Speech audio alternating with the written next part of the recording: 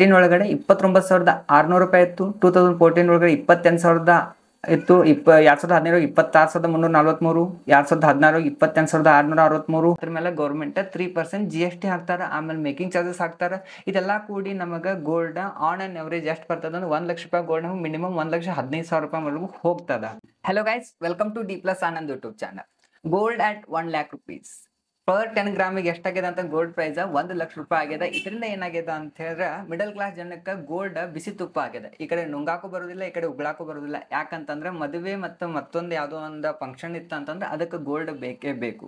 ಹೀಗಾಗಿ ಮಿಡಲ್ ಕ್ಲಾಸ್ಗೆ ಭಾಳ ಪ್ರಾಬ್ಲಮ್ ಆಗಾಕತ್ತದ. ಇವತ್ತಿನ ಈ ವಿಡಿಯೋದೊಳಗಡೆ ನಾವು ಗೋಲ್ಡ್ ಯಾಕೆ 1 ಲಕ್ಷ ರೂಪಾಯಿ ರೀಚ್ ಆಗ್ಯದ, ಅದಕ್ಕೆ ಏನೆಲ್ಲ ರೀಸನ್ಸ್ ಅದಾವ, ಇನ್ನು ಮುಂದೆ ಈ ಗೋಲ್ಡ್ ಪ್ರೈಸ್ ಕೆಳಗಡೆ ಬರ್ತದೆ ಬಂದ್ರೆ ಯಾವ ರೀಸನ್ ಕೆಳಗಡೆ ಬರ್ತದೆ, ಮ್ಯಾಲ ಹೋಗ್ತದೆ ಹೋದ್ರೆ ಯಾವೆಲ್ಲ ರೀಸನ್ ಮ್ಯಾಲ ಹೋಗ್ತದ, ಬಂದ್ರೆ ಎಲ್ಲಿವರೆಗೂ ಕೆಳಗೆ ಬರ್ತದೆ, ಹೋದ್ರೆ ಎಲ್ಲಿವರೆಗೂ ಮ್ಯಾಲ ಹೋಗ್ತದೆ ಅನ್ನೋದ್ರ ಬಗ್ಗೆ ಕಂಪ್ಲೀಟ್ ವಿಡಿಯೋ ಮಾಡಾಕತ್ತೀವಿ. ನೀವು ಇನ್ನೂವರೆಗೂ ನಮ್ಮ ಚಾನಲ್ನ ಸಬ್ಸ್ಕ್ರೈಬ್ ಮಾಡಿಲ್ಲ ಅಂತ ದಯವಿಟ್ಟು ಸಬ್ಸ್ಕ್ರೈಬ್ ಮಾಡಿ. ಇವತ್ತಿನ ಈ ವಿಡಿಯೋದೊಳಗಡೆ ನಾವು ಏನು ಮಾತಾಡಕತ್ತೀವಿ ಅಂದ್ರೆ gold has reached 1 lakh rupees for 10 grams in India. It is in history, first time history ಒಳಗಡೆ ಇದು ಆಗ್ಯದ. ಈಗ ನಾವು ಏನಾದರೂ ಗೋಲ್ಡ್ ಪ್ರೈಸ್ ನೋಡಿದ್ರ, gold historical value of gold from 1964 to 2023 ನೋಡೋಕೆ 1964 ಎಷ್ಟಿತ್ತು ಅಂತ ಗೋಲ್ಡ್ ಪ್ರೈಸ್ 63.25 ರೂಪೀಸ್ ಇತ್ತು. ನಾವು ಲಾಸ್ಟ್ 10 years ನೋಡ್ತೀವಿ ಅಂತಂದ್ರೆ ಈಗ 2013 ಒಳಗಡೆ 29,600 ರೂಪಾಯಿ ಇತ್ತು. 2014 ಒಳಗಡೆ 28,000 ಇತ್ತು. 2017 26,343, 2016 28,663. ಹಂಗೆ ಬಂದು ಕೋವಿಡ್ ಒಳಗಡೆ 48,651 ರೂಪಾಯಿ ಆನ್ ಆ್ಯಂಡ್ ಎವರೇಜ್ ಪ್ರೈಸ್ ಇತ್ತು 2021 ಆದರೆ ಏನಾಯ್ತು ಅಂದ್ರೆ 2021 2025 ಆಲ್ಮೋಸ್ಟ್ ಡಬಲ್ ಅಲ್ಲ, ಅದಕ್ಕಿಂತ ಹೆಚ್ಚಿಗೆ ಆಗ್ಯದ. ಇದರಿಂದ ಏನಾಗಿದೆ ಅಂದ್ರೆ ಗೋಲ್ಡ್ ಪ್ರತಿಯೊಬ್ಬರಿಗೂ ನುಂಗಲಾರ್ದ ತುಪ್ಪ. ಹೆಂಗಂದ್ರೆ ತಗೊಳ್ಳೇಬೇಕು, ಬಿಡಾಕ್ ಬರೋದಿಲ್ಲ. ಆದ್ರೆ ತಗೊಳ್ಬೇಕಂದ್ರೆ ಭಾಳ ಎಕ್ಸ್ಪೆನ್ಸಿವ್ ಆಗತ್ತದ. ಅದಕ್ಕೆ ಸಾಕಷ್ಟು ಜನ ಏನು ಮಾಡ್ರು ಅಂತಂದ್ರೆ ಗೋಲ್ಡ್ ಪ್ರೈಸ್ ಡ್ರಾಸ್ಟಿಕ್ಲಿ ಇರಾಕತ್ತದ. ಅದಕ್ಕೆ ಇದನ್ನ ಹೆಂಗಾದ್ರೂ ಇಂದಲ್ಲಿ ನಾಳೆ ಬೀಳ್ತದೆ, ಅವಾಗ ನಾವು ತಗೊಳ್ಳೋಂತ ವೇಟ್ ಮಾಡಕತ್ರು. ಆದ್ರೆ ಇನ್ನೂ ಇನ್ಕ್ರೀಸ್ ಆಗಕತ್ತೆ. ಇದರಿಂದ ಏನಾಗಿದೆ ಅಂತಂದ್ರೆ ಜನ ಇದನ್ನ ಜಾಸ್ತಿ ತಗೊಳಕ್ ಹೊಂಟಾರ. ಸೊ ಏನಾಗ್ಯದ ಈ ಮೈಲ್ಸ್ಟೋನ್ ಅಂತಂದ್ರೆ first time in history 1 lakh ರೂಪಾಯಿ ರೀಚ್ ಆಗ್ಯದ. ಇದು ನಮಗೆ 1 ಲಕ್ಷ ರೂಪಾಯಿ ಇಲ್ಲಿ ಕಾಣಕತ್ತದ. ಆದ್ರೆ ನಾವೇನಾದ್ರು ಗೋಲ್ಡ್ ಪರ್ಚೇಸ್ ಮಾಡ್ಬೇಕಂತ ಹೋದ್ವಿ ಅಂತಂದ್ರೆ ಅದ್ರ ಮೇಲೆ ಗೌರ್ಮೆಂಟ್ 3% GST ಹಾಕ್ತಾರ. ಆಮೇಲೆ ಮೇಕಿಂಗ್ ಚಾರ್ಜಸ್ ಹಾಕ್ತಾರ. ಇದೆಲ್ಲ ಕೂಡಿ ನಮಗೆ ಗೋಲ್ಡ್ ಆನ್ ಅಂಡ್ ಎವರೇಜ್ ಎಷ್ಟು ಬರ್ತದ ಅಂದ್ರೆ 1 ಲಕ್ಷ ರೂಪಾಯಿ ಗೋಲ್ಡ್ ನಮಗೆ ಮಿನಿಮಮ್ 1,15,000 ರೂಪಾಯಿ ವರೆಗೂ ಹೋಗ್ತದ. ಹೀಗಾಗಿ ಏನಾಗ್ತದ ಅಂತಂದ್ರೆ ಗೋಲ್ಡ್ ಮತ್ತಷ್ಟು ನಮಗೆ ಕಾಸ್ಟ್ಲಿ ಅನ್ಸಕ್ ಸ್ಟಾರ್ಟ್ ಆಗ್ಯದ. ಈಗ ನಾವು ಗ್ಲೋಬಲ್ ವೈಸ್ ನೋಡಿದ್ರೆ ಗೋಲ್ಡ್ ಪ್ರೈಸ್ ಡ್ರೈವರ್ಸ್ ಯಾರು, ಇದನ್ನ ಯಾರು ಡ್ರೈವ್ ಮಾಡಾಕಾರ ಅಂತ ನೋಡಿದ್ರೆ weakening US dollar. Gold is priced in USD internationally. When the dollar weakens, gold becomes cheaper for other currencies. ಹಂಗಂದ್ರೆ ಗ್ಲೋಬಲ್ ವೈಸ್ ಗೋಲ್ಡನ್ನ ಎಲ್ಲರೂ ನಾವು ಡಿಪೆಂಡ್ ಮಾಡ್ತೀವಿ ಅಂತ USD ಒಳಗಡೆ, ಅಮೆರಿಕನ್ ಡಾಲರ್ ಒಳಗಡೆ ನಾವು ಹೇಳ್ತೀವಿ. ಇದರಿಂದ ಏನಾಗ್ತದೆ, ಅಮೆರಿಕನ್ ಡಾಲರ್ ಯಾವಾಗ ವೀಕ್ ಆಗ್ತದಲ್ಲ ಅವಾಗ ಅದರ್ ಕರೆನ್ಸೀಸ್, ಬೇರೆ ದೇಶದ ಕರೆನ್ಸಿಗೆ ಏನಾಗ್ತದೆ ಅಂತಂದ್ರೆ ಇದು ಭಾಳ ಈಜಿ ಆಗ್ತದೆ. ಭಾಳ ಚೀಪಾಗಿ ಸಿಗೋದ್ರಿಂದ ಸಾಕಷ್ಟು ಜನ ಬೈ ಮಾಡಕ್ಕೆ ಹೋಗ್ತಾರೆ. ಈಗ ನಾವು ನಿಮಗೆ DXY ಇಂಡೆಕ್ಸ್, US ಡಾಲರ್ದು ಇಂಡೆಕ್ಸ್ ಚಾರ್ಟ್ನ ನಿಮ್ಗೆ ತೋರ್ಸಾಕತ್ತೇವಿ. ಇಲ್ಲಿ ನಾವು ನೋಡಿದ್ರೆ ಲಾಸ್ಟ್ 1 year ಒಳಗೆ ನೋಡಿದ್ರೆ ಲಾಸ್ಟ್ 1 year ಹಿಂದೆ ಹೆಂಗಿತ್ತು ಅಂತಂದ್ರೆ ಈ DXY 105.572 ಡಾಲರ್ಗಿತ್ತು. ಈಗ ಎಷ್ಟದ ಅಂತ $99.586 ಅದ. ಹೀಗಾಗಿ ಏನಾಗಿದೆ ಅಂತ ಡಾಲರ್ ಪ್ರೈಸ್ ಡಿಕ್ರೀಸ್ ಆಗ್ತಾ ಇರೋದು ಬೇರೆ ಕರೆನ್ಸಿಗಳಿಗೆ US ಡಾಲರ್ ಕಂಪೇರ್ ಮಾಡಿದ್ರೆ ಸ್ಟ್ರೆಂತ್ ಆಗತ್ತವ. ಅದಕ್ಕಾಗಿ ಏನಾಗಿದೆ ಅಂತಂದ್ರೆ ಗೋಲ್ಡ್ ಅವ್ರಿಗೆ ಚೀಪ್ ಅನ್ಸಾಕತ್ತದ. ಅದಕ್ಕಾಗಿ ಬೇರೆ ಕರೆನ್ಸಿ ಅವ್ರು ಅದನ್ನ ಬಾಯ್ ಮಾಡಾಕತ್ತಾರೆ. ಸೆಕೆಂಡ್ ರೀಸನ್ ಏನದ ಅಂದ್ರೆ inflationary policies. Global government are spending more and printing more money. This leads to inflation. Tariff increases cost and push the inflation up.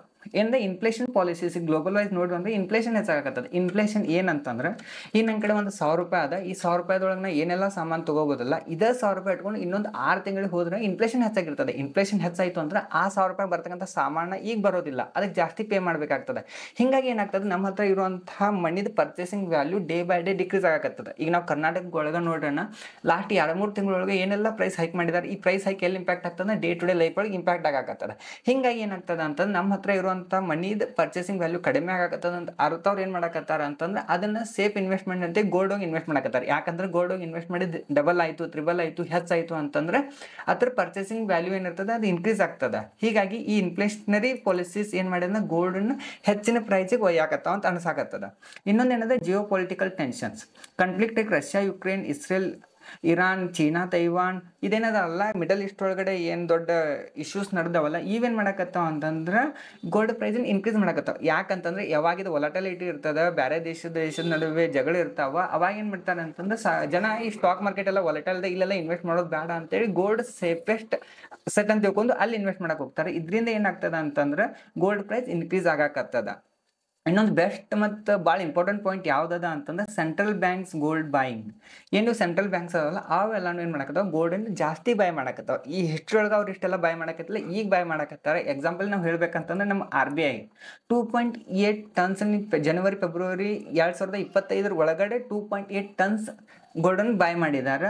ಇನ್ನೊಂದು ಏನಂದ್ರೆ ಚೀನಾ ಮತ್ತು ರಷ್ಯಾ ಈಗ 2020 ಟಾಪ್ ಬಾಯರ್ಸ್ ಆಗಿದ್ದಾರೆ ಗೋಲ್ಡಿಗೆ. ಯಾಕೆ ಬಾಯ್ ಮಾಡಕತ್ತಾರ ಅಂತಂದ್ರೆ ಇವರು ಗೋಲ್ಡನ್ ಬಾಯ್ ಮಾಡಿ ಗೋಲ್ಡ್ ರಿಸರ್ವ್ ಜಾಸ್ತಿ ಮಾಡಿಕೊಂಡು ಡಾಲರ್ ಮೇಗಿರೋ ಡಿಪೆಂಡ್ಸ್ ಅಂತ ಕಡಿಮೆ ಮಾಡ್ಕೊಳಕ್ ಹೊಂಟಾರ.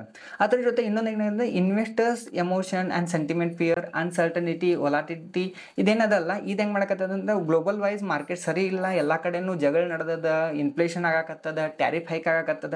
ಸೊ ಇಂಥದ್ರೊಳಗೆ ನಾವು ಏನಾದರೂ ಮಾರ್ಕೆಟ್ ಒಳಗಡೆ ಇನ್ವೆಸ್ಟ್ ಮಾಡಿದ್ರೆ, ಕಮ್ಯುನಿಟಿ ಒಳಗಡೆ ಇನ್ವೆಸ್ಟ್ ಮಾಡಿದ್ರೆ ನಮ್ಗೆ ಏನಾಗುತ್ತೆ ಲಾಸ್ ಆಗಕತ್ತಂದ್ರೆ ಅರ್ಥವ್ರು ಏನು ಮಾಡಕತ್ತಾರೆ ಗೋಲ್ಡನ್ನ ಸೇಫೆಸ್ಟ್ ಇನ್ವೆಸ್ಟ್ಮೆಂಟ್ ಅಂತ ತಿಳ್ಕೊಂಡು ಎಲ್ಲರೂ ಗೋಲ್ಡ್ ಕಡೆ ಬರೋದ್ರಿಂದ ಗೋಲ್ಡ್ ಡಿಮ್ಯಾಂಡ್ ಜಾಸ್ತಿ ಆಗಕತ್ತದ. ಗೋಲ್ಡ್ ಡಿಮ್ಯಾಂಡ್ ಜಾಸ್ತಿ ಆಗಿರೋದ್ರಿಂದ ಸಪ್ಲೈ ಕಡಿಮೆ ಇರೋದ್ರಿಂದ ಆಟೋಮೆಟಿಕ್ಲಿ ಅದ್ರ price ಹೆಚ್ಚಾಗಕತ್ತದ.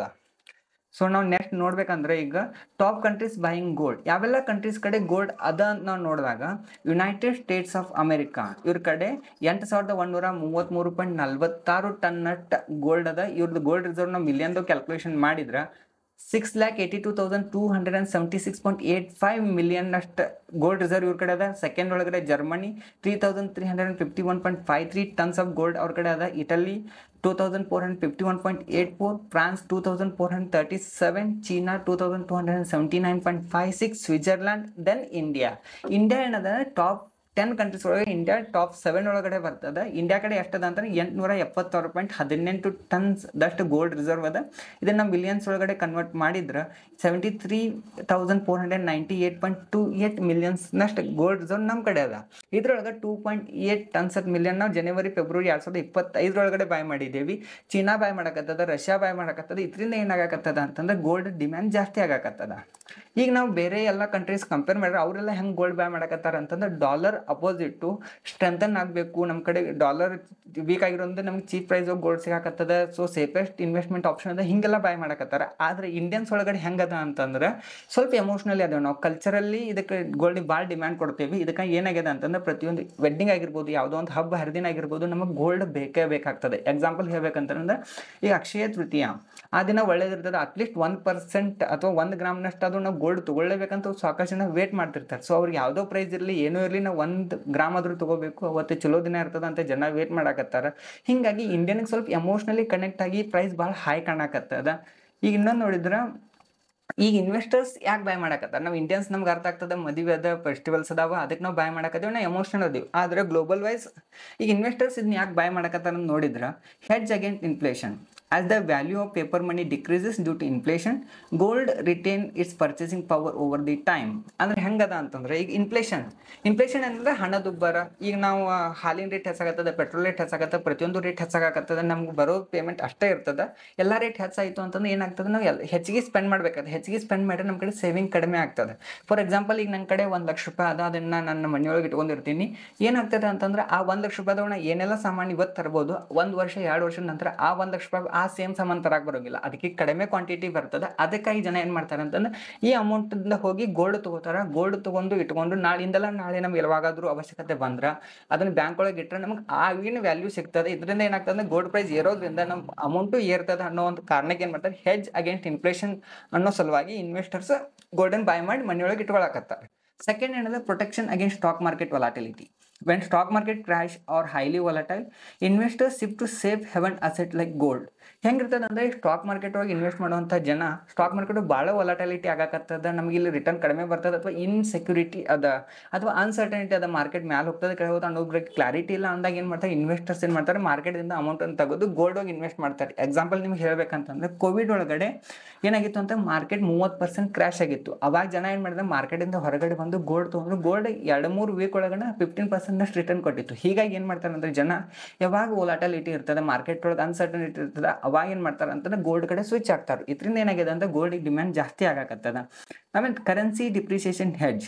When a local currency like Indian rupee weakens against the dollar, gold becomes more expensive, benefiting investors holding it. ಅಂದ್ರೆ ಹೆಂಗಿರ್ತದೆ ನಮ್ಮ ರುಪಿ ವರ್ಸಸ್ ನಾವು ಡಾಲರ್ ಕಂಪೇರ್ ಮಾಡಕ್ ಹೋದಾಗ, ಎಕ್ಸಾಂಪಲ್ ತಗೋರಿ, $1 ಈಸ್ ಈಕ್ವಲ್ ಟು 80 ರೂಪಾಯಿ ಅದ ಅಂತ ಇಟ್ಕೊಂಡ್ರ ನಾವೀಗ $1 $80 ಕೊಡಬೇಕಾಗ್ತದೆ. ಬೈ ಚಾನ್ಸ್ ಏನಾದ್ರು ನಮ್ಮ ರುಪಿ ಡಿಪ್ರಿಸಿಯೇಷನ್ ಆಯಿತು, ನಾಳೆ $1 ಈಸ್ ಈಕ್ವಲ್ ಟು 100 ರೂಪೀಸ್ ಆಯಿತು ಅಂದ್ರೆ ನಾವು $1 ಏನು ನಾವು ಬಾಯ್ ಮಾಡ್ತಿದ್ವಲ್ಲ ಅದಕ್ಕೆ 80 ರೂಪಾಯಿ ಕೊಡ್ತಿದ್ವಿ, ಅದನ್ನ ನಾವು 100 ರೂಪಾಯಿ ಕೊಡಬೇಕಾಗ್ತದೆ. ಅವಾಗ ಏನಾಗ್ತದೆ ಅಂತಂದ್ರೆ ನಾವು ಜಾಸ್ತಿ ಪೇ ಮಾಡಬೇಕಾಗ್ತದೆ. ಇದರಿಂದ ಏನಾಗ್ತದೆ ಅಂದ್ರೆ ನಮಗೆ ಗೋಲ್ಡ್ ಎಕ್ಸ್ಪೆನ್ಸಿವ್ ಆಗ್ತದೆ. ಅದಕ್ಕಾಗಿ ಜನ ಏನು ಮಾಡಕತ್ತಾರೆ ಅಂದ್ರೆ ಕರೆನ್ಸಿ ಡಿಪ್ರಿಸಿಯೇಷನ್ ಆದರೂ ಕೂಡ ನಾವು ಗೋಲ್ಡ್ ಬಾಯ್ ಮಾಡಿ ಇಟ್ಕೊಂಡ್ರೆ ಗೋಲ್ಡ್ ಇನ್ಕ್ರೀಸ್ ಆಗ್ತದೆ, ಗೋಲ್ಡ್ ವ್ಯಾಲ್ಯೂ ಇನ್ಕ್ರೀಸ್ ಆಗ್ತದೆ ಅನ್ನೋ ಕಾರಣಕ್ಕೆ ಇನ್ವೆಸ್ಟರ್ಸ್ ಅದನ್ನ ಬಾಯ್ ಮಾಡಕತ್ತಾರೆ.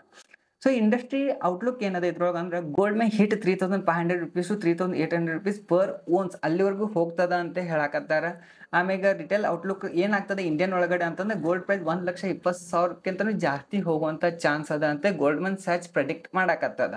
ಈಗ ಇಷ್ಟೆಲ್ಲ ಮಾರ್ಕೆಟಿಂಗ್ ಡ್ರೈವ್ ಮಾಡಕತ್ರ ಇದು ಪ್ರೈಸ್ ಹಂಗ ಜಾಸ್ತಿ ಹಾಕೊಂತ ಹೋಗ್ತದೆ, ಕೆಳಗಡೆ ಬರೋದಿಲ್ಲ. ಕೆಳಗಡೆ ಬಂದ್ರೆ ಯಾವಾಗ ಬರ್ತದೆ, ಹೆಂಗ್ ಬರ್ತದ, ಎಲ್ಲಕ್ಕೂ ಏನಿರ್ತದೆ ಪಾಸಿಟಿವ್ ಮತ್ತು ನೆಗೆಟಿವ್ ಇರ್ತದೆ. ಹಂಗ ಈಗೇನು ಗೋಲ್ಡ್ ಪ್ರೈಸ್ ಡ್ರಾಸ್ಟಿಕ್ಲಿ ಇನ್ಕ್ರೀಸ್ ಆಗತ್ತದ ಅದು ಒಂದ್ಸಲ ನೆಗೆಟಿವ್ ಹೊಡೆಯಬೇಕಾಗ್ತದೆ. ಅದು ಹೊಡೆದ್ರೆ ಯಾವೆಲ್ಲ ರೀಸನ್ ಹೊಡಿಬೋದು, ಏನೆಲ್ಲ ಪಾಸಿಬಲ್ ರಿಸ್ಕ್ ಅದ ನೋಡಿದ್ರೆ US federal reserve rate hike. When gold Fed rises interest rate, returns on bonds and savings account becomes more attractive. This reduces the appeal of non-yielding asset like gold. US Federal ಏನಾದರೂ ಅವ್ರ interest ರೇಟನ್ನು hike ಮಾಡಿದರೆ ಜನ ಏನು ಮಾಡ್ತಾರೆ ಅಂತ other investment option switch ಆಗ್ತಾರೆ. Like ಬಾಂಡಿ ಆಗಿರ್ಬೋದು ಅಥವಾ ಸೇವಿಂಗ್ ಅಕೌಂಟ್ ಆಗಿರ್ಬೋದು, FD ಆಗಿರ್ಬೋದು ಅಥವಾ ಸ್ಟಾಕ್ ಮಾರ್ಕೆಟ್ ಆಗಿರ್ಬೋದು, ಇಂಥ ಬೇರೆ ಕಡೆ ಅವ್ರು ಸ್ವಿಚ್ ಆಗ್ತಾರೆ. ಇನ್ಫ್ಲೇಷನ್ ಕಂಟ್ರೋಲ್ ಆಗ್ತದೆ. ಹೀಗೆಲ್ಲ ಏನಾದ್ರು ಆಯಿತು ಅಂತಂದ್ರೆ ಗೋಲ್ಡ್ ಡಿಮ್ಯಾಂಡಿಗೆ ಏನದ ಅದು ಕಡಿಮೆ ಆಗ್ತದ ಅಂತ ಹೇಳ್ಬೋದು. ಇನ್ನೊಂದು de-escalation of geopolitical tension. Gold thrives in times of global uncertainty. If tension in places like Ukraine, the Middle East or the Taiwan ease, demand of gold as a safe haven may fall. After ceasefire in the Russia-Ukraine conflict in 2023, gold price corrected by about $50 per ounce. ಅಂದ್ರೆ ಏನು ಅಂತಂದ್ರೆ ಏನೀಗ ಏನು geopolitical issues ನಡೆದವ, tariff war ಏನು ನಡೆದದ ಅಥವಾ ಏನು ವಾರ್ಸ್ ಎಲ್ಲ ನಡೆದವಲ್ಲ, ಇವೇನಾದರೂ ನಾಳೆ ಹೋಗಿ ಎಲ್ಲ ಸಾಲ್ವ್ ಆಯಿತು ಅಲ್ಲ ಒಂದು ಲೆವೆಲ್ ಬಂತು ಅಂತಂದ್ರೆ ಈಗ ಏನು ಇದ್ರದ್ದು ವೊಲಾಟಿಲಿಟಿ ಸಲುವಾಗಿ ಯಾರು ಗೋಲ್ಡ್ ಬಾಯ್ ಮಾಡಕತ್ತಾರ ಅವ್ರು ಏನು ಮಾಡ್ತಾರೆ, ಗೋಲ್ಡ್ ಬಾಯ್ ಮಾಡೋದು ನಿಲ್ಲಿಸ್ತಾರೆ. ಅವಾಗ ಏನಾಗ್ತದೆ ಆಟೋಮೆಟಿಕ್ಲಿ ಡಿಮ್ಯಾಂಡ್ ಕಡಿಮೆ ಆಗ್ತದೆ. ಗೋಲ್ಡ್ ಇಲ್ಲಿವರೆಗೂ ಕೊಟ್ಟಿರುವಂಥ ರಿಟರ್ನ್ ಇನ್ನು ಮುಂದೆ ಕೊಡೋದಿಲ್ಲ ಅಂತ ಯಾರಿಗಾರು ಅನಿಸ್ತು ಅಂತಂದ್ರೆ ಅವ್ರು ಏನು ಮಾಡ್ತಾರೆ, ಗೋಲ್ಡ್ ಸೆಲ್ ಮಾಡಿ ಬೇರೆ ಅಸೆಟ್ ಕಡೆ ಮೂವ್ ಆಗೋದ್ರಿಂದ ಈ ಗೋಲ್ಡ್ ಪ್ರೈಸ್ ಕೆಳಗಡೆ ಬರುವಂಥ ಚಾನ್ಸ್ ಅದ. ಇನ್ನೊಂದೇನು withdrawal of tariff based economic policies. Tariff often spark trade war the dead, destabilize economics and push gold up. If such tariffs are removed or a trade relation normalized, gold could lose momentum. ಈಗೇನಿದೆ war ನಡೆದ tariff ಅವರೆಲ್ಲ ಈಗ ಸ್ವಲ್ಪ negotiation ಬಂದದ, ಇಂದಲ್ಲ ನಾಳೆ ಹೋಗಿ tariff ನಾವು ರಿಮೂವ್ ಮಾಡ್ತೀವಿ, ಇಲ್ಲ ನಾವು ಟ್ಯಾರಿಫ್ ಇನ್ಕ್ರೀಸ್ ಮಾಡಲ್ಲ ಅಂತ ಏನಾದರೂ ಅಂದ್ರೆ ಆಬ್ವಿಯಸ್ಲಿ ಏನು ಮಾಡ್ತಾರೆ, ಎಲ್ಲರೂ ಬಿಸ್ನೆಸ್ ಕಡೆ ಮೂವ್ ಆಗ್ತಾರೆ, ಬಿಸ್ನೆಸ್ ಇನ್ಕ್ರೀಸ್ ಆಗ್ತದೆ, ರೆವಿನ್ಯೂ ಚಲೋ ಬರ್ತದೆ ಅಂತ ಗೊತ್ತಾಯ್ತು, ಎಲ್ಲರೂ ಸ್ಟಾಕ್ ಮಾರ್ಕೆಟ್ ಕಡೆ ಹೋಗೋದ್ರಿಂದ ಗೋಲ್ಡ್ ಮ್ಯಾಗಿನ ಡಿಮ್ಯಾಂಡ್ ಕಡಿಮೆ ಆಗ್ತದೆ. ಅವಾಗ ಏನಾಗ್ತದೆ ಆಟೋಮೆಟಿಕ್ಲಿ ಗೋಲ್ಡ್ ಪ್ರೈಸ್ ಕೆಳಗಡೆ ಬರ್ತದೆ. ಇನ್ನೊಂದು ಏನದ ಅಂತಂದ್ರೆ a strong US dollar. A strong USD makes gold more expensive for foreign investors, reducing global demand. In case ಏನಾದರೂ USD ಸ್ಟ್ರಾಂಗ್ ಆಯಿತು ಅಂತಂದ್ರೆ, ಈಗ ಡಾಲರ್ ಏನು ಡಿಕ್ರೀಸ್ ಆಗತ್ತೆ, ಅದೇನಾದರೂ USD ಸ್ಟ್ರಾಂಗ್ ಆಯಿತು ಅಂತಂದ್ರೆ ಅದರ ಕರೆನ್ಸಿಗೆ ಏನಾಗ್ತದೆ ಅಂತಂದ್ರೆ ಗೋಲ್ಡ್ ಭಾಳ ಹೈಯರ್ ಎಕ್ಸ್ಪೆನ್ಸಿವ್ ಕಾಣಕತ್ತದ. ಅವಾಗ ಏನು ಮಾಡ್ತದೆ ಅಂದರೆ ಜನರ ಡಿಮ್ಯಾಂಡ್ ಕಡಿಮೆ ಆಗ್ತದೆ. ಆಟೋಮೆಟಿಕ್ಲಿ ಡಿಮ್ಯಾಂಡ್ ಕಡಿಮೆ ಆಯಿತು ಅಂತಂದ್ರೆ ಜನ ಗೋಲ್ಡನ್ನು ತೊಗೊಂಡು ಬಂದ್ ಮಾಡಿಬಿಡ್ತಾರೆ. ಗೋಲ್ಡನ್ನು ತೊಗೊಂಡು ಬಂದ್ ಮಾಡ್ರು ಅಂತಂದ್ರೆ ಅದರ ವ್ಯಾಲ್ಯೂ ಕಡಿಮೆ ಹಾಕೊಂತ ಬರ್ತದೆ. ಇನ್ನೊಂದು ಬೆಸ್ಟ್ ಏನು ನಾವು ತಿಳ್ಕೊಬೋದು ಅಂದ್ರೆ ಯಾವೆಲ್ಲ ರೀಸನ್ಗೆ ಗೋಲ್ಡ್ ಪ್ರೈಸ್ ಕೆಳಗೆ ಹೋಗ್ಬೋದು ಅಂತಂದ್ರೆ profit booking and over valuation. ಈಗ ಶಾರ್ಪ್ ಇನ್ಕ್ಲೈನ್ ಆಗಕತ್ತದ ಸ್ಟಾಕ್ ಪ್ರೈಸ್ ಹೆಂಗೆ ಇರ್ತದಲ್ಲ ಹಂಗೆ ಗೋಲ್ಡ್ ಪ್ರೈಸ್ ಸಡನ್ಲಿ ಇನ್ಕ್ರೀಸ್ ಆಗ್ತದೆ. 2021ರಿಂದ 2026 ಒಳಗಡೆ ಆಲ್ಮೋಸ್ಟ್ ಡಬಲ್ ತ್ರಿಬಲ್ ಆಗ್ಯದ. ಇಲ್ಲೇನಾಗ್ತದೆ ಜನ ಇಷ್ಟು ಸಾಕಪ್ಪ ಇದಕ್ಕಿಂತ ಜಾಸ್ತಿ ಇದು ರಿಟರ್ನ್ ಕೊಡೋಂಗಿಲ್ಲ ಅಂತ ಅನಿಸ್ತು ಅಂತಂದ್ರೆ ಅವ್ರೇನು ಮಾಡೋದು ಪ್ರಾಫಿಟ್ ಬುಕಿಂಗ್ ಮಾಡ್ಕೊಂಡು ಎಕ್ಸಿಟ್ ಆಗಕ್ಕೆ ನೋಡ್ತಾರೆ. ಎಕ್ಸಿಟ್ ಆಗಾಕತ್ರು ಅಂತಂದ್ರೆ ಪ್ರಾಫಿಟ್ ಬುಕಿಂಗ್ ಮಾಡ್ಕೊಳಕತ್ರು ಅಂತಂದ್ರೆ ಆಬ್ವಿಯಸ್ಲಿ ಅದರ ಪ್ರೈಸ್ ಕೆಳಗಡೆ ಬರ್ತದೆ. ಇನ್ನೊಂದು ಓವರ್ ವ್ಯಾಲ್ಯೂಷನ್ ಆಗಿರ್ತದೆ, ಕೆಲವೊಂದ್ಸರಿ ಪ್ಯಾನಿಕ್ ಆಗಿರ್ತೀವಿ, ಫಿಯರ್ ಆಫ್ ಮಿಸ್ಸಿಂಗ್ ಔಟ್ ಪೋಮ ಇರ್ತದೆ. ಇದರಿಂದ ಏನಾಗಿದೆ ಅಂತಂದ್ರೆ ಗೋಲ್ಡ್ ಪ್ರೈಸ್ ಇನ್ಕ್ರೀಸ್ ಆಗಿರ್ತದೆ, ಅದು ಕೆಳಗಡೆ ಬರ್ತದೆ. ಇವೆಲ್ಲ ಪಾಸಿಬಲ್ ರಿಸ್ಕ್ ಅದಾವ.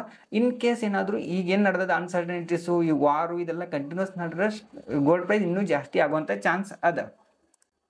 ಈಗ ಇಂಡಿಯನ್ ಎಕಾನಮಿ ಮ್ಯಾಗ ಏನೆಲ್ಲ ಇಂಪ್ಯಾಕ್ಟ್ ಆಗಿದೆ ಅಂತಂದ್ರೆ Indian imports more of its gold. As price rises, the cost of gold import increases, worsening the current account deficit.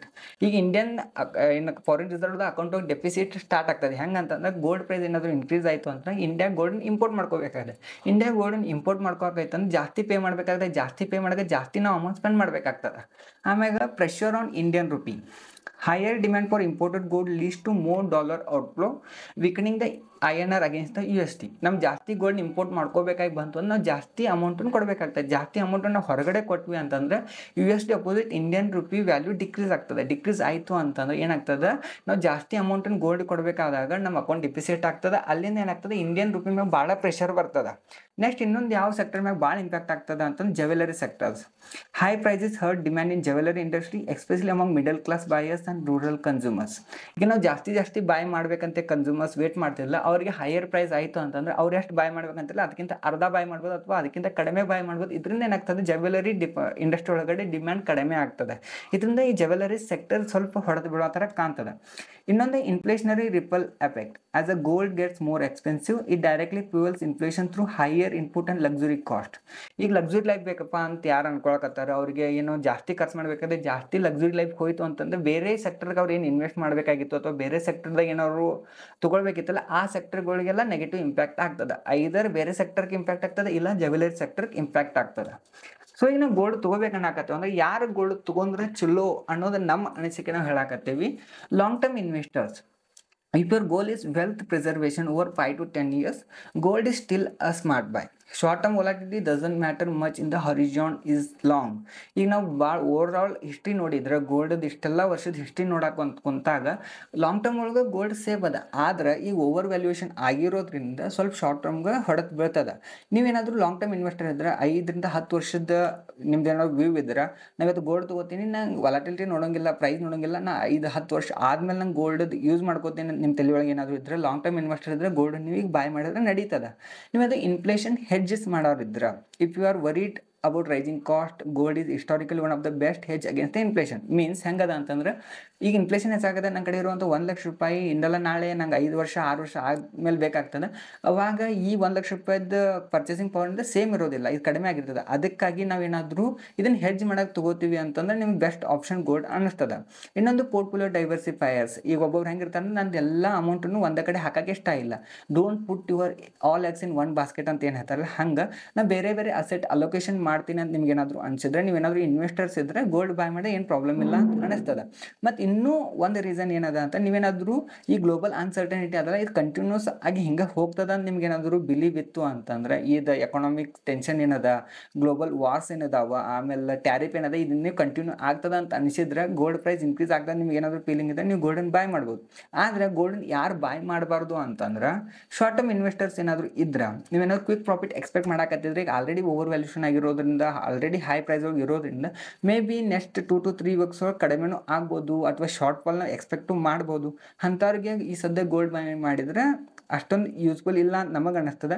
ಆಮೇಲೆ those heavily exposed already to gold, ಯಾರ ಕಡೆ already ಭಾಳ ಗೋಲ್ಡ್ ಮ್ಯಾಗ invest ಮಾಡಿದಾರಲ್ಲ, ಅವ್ರು ಸ್ವಲ್ಪ ವೇಟ್ ಮಾಡಿದ್ರು ನಡೀತದ ಅಂತ ಅನ್ನಿಸ್ತದೆ ಬೇಸ್ಡ್ ಆನ್ ಕರೆಂಟ್ ಸಿನಾರಿಯೋಸ್. ಆಮೇಲೆ investors needing liquidity in next 6 to 12 months. ಯಾರಿಗಾದರೂ ನೆಕ್ಸ್ಟ್ 6 ರಿಂದ 12 months ಒಳಗಡೆ ಏನಾದರೂ ರಿಟರ್ನ್ ಬೇಕಾಗಿತ್ತು, ಅಥವಾ ಅದನ್ನು ಸೆಲ್ ಮಾಡಿ ನಮಗೆ ಅಮೌಂಟ್ ಬೇಕು, ನಂಗೆ ಲಿಕ್ವಿಡಿಟಿ ಬೇಕನ್ನೋರು ಯಾರಾದರೂ ಇದ್ರೆ ಅವ್ರಿಗೆ ಸ್ವಲ್ಪ ಇದು ಪ್ರಾಬ್ಲಮ್ ಆಗ್ತದೆ. ಅದನ್ನು ಬಿಟ್ಟು ಈಗ ಯಾರೋ ಒಂದು ಮದುವೆ ಮಾಡಕತ್ತಾರ, ಅವ್ರಿಗೆ ಗೋಲ್ಡ್ ಕಂಪಲ್ಸರಿಯಾಗಿ ತೊಗೊಳ್ಳೇಬೇಕಿರ್ತದೆ, ಅಂಥವ್ರಂತೂ ಅವಾಯ್ಡ್ ಮಾಡೋಕೆ ಬರೋದಿಲ್ಲ. ಸೊ ಅವ್ರು ತೊಗೊಳ್ಳಾಕ ಬೇಕಾಗ್ತದೆ, ಇರ್ರೆಸ್ಪೆಕ್ಟಿವ್ ಆಫ್ ಪ್ರೈಸ್ ಹೆಚ್ಚಿದ್ರು ಆಯ್ತು ಕಡಿಮೆ ಇದ್ರು ಅವ್ರು ತೊಗೊಳ್ಳೇಬೇಕಾಗ್ತದೆ. ಸೊ ಇದು ಗೋಲ್ಡ್ ಪ್ರೈಸನ್ನು ಡ್ರೈವ್ ಮಾಡಕತ್ತದ. ಸೊ ನಿಮಗೇನು ಅನಿಸ್ತದೆ, ಗೋಲ್ಡ್ ಪ್ರೈಸ್ ಡಿಕ್ರೀಸ್ ಆಗ್ತದನೋ ಅಥವಾ ಗೋಲ್ಡ್ ಪ್ರೈಸ್ ಇನ್ಕ್ರೀಸ್ ಆಗ್ತದೋ ಅನ್ನೋದನ್ನ ಕಮೆಂಟ್ ಸೆಕ್ಷನ್ ಕಮೆಂಟ್ ಮಾಡಿರಿ. ಮತ್ತು ನಾವು ಇನ್ನೂ ಬೇರೆ ಯಾವ ಟಾಪಿಕ್ ಮೇಲೆ ವಿಡಿಯೋ ಮಾಡಬೇಕಂತ ನಿಮಗೆ ಅನಿಸ್ತಲ್ಲ ಅದನ್ನು ಕಮೆಂಟ್ ಮಾಡಿರಿ, ಅದ್ರ ಮೇಲೆ ವಿಡಿಯೋ ಮಾಡುವಂಥ ಪ್ರಯತ್ನ ನಾವು ಮಾಡ್ತೀವಿ. ಧನ್ಯವಾದಗಳು.